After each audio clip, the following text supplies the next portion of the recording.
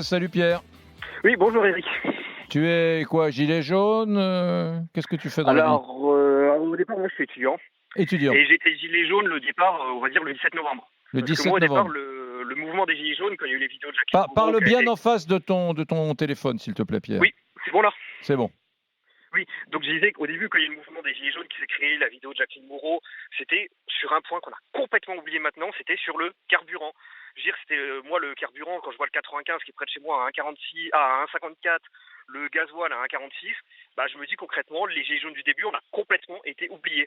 Parce qu'au départ, le mouvement, quand Jacqueline Gouraud avait fait ses vidéos et que sur les pages Facebook est apparue l'idée de faire les gilets jaunes, c'était un peu une révolte fiscale, c'était un peu arrêter d'emmerder les Français, trop de normes, trop de contraintes, trop de réglementations.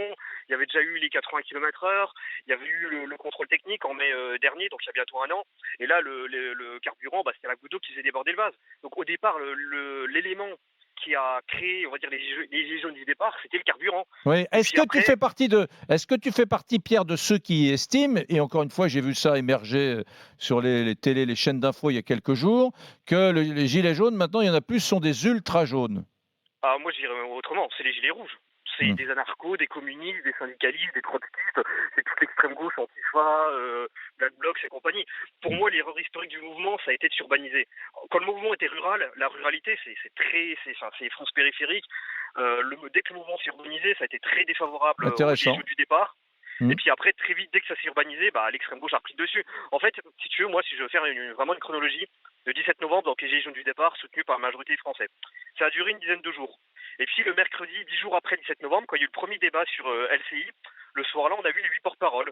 On a vu les Nicole, Drouet et compagnie qu'on connaissait pour la première fois. Et Hmm. puis il y avait des gens bien. Enfin, il y avait Jacqueline Gouraud, il y avait Fabrice Schegel, celui qui vient du Jura, qui était totalement, qui n'a pas arrêté de râler pendant l'émission contre la fiscalité. Moi, c'était ça mon gilet jaune. Et puis très vite, on a eu les Drouet et les Nicole qui ont été mis en avant parmi les médias pour tenir des discours complotistes, anti-flics et tout ce qu'on veut.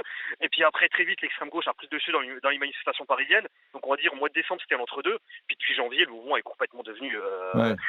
gauchisant, gilet rouge et tout ce qu'on veut. Je veux dire, quand on entend rétablissez l'ISF, je suis désolé, mais au mois de novembre, au départ, les ronds-points, c'était pas du tout pour l'ISF, surtout que la plupart des Français sont assez indifférents. Je veux dire, Ouais.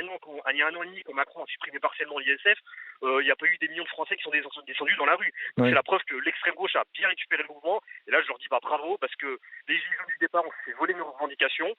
Comme je l'ai dit au début, bah, le carburant il est au plus haut.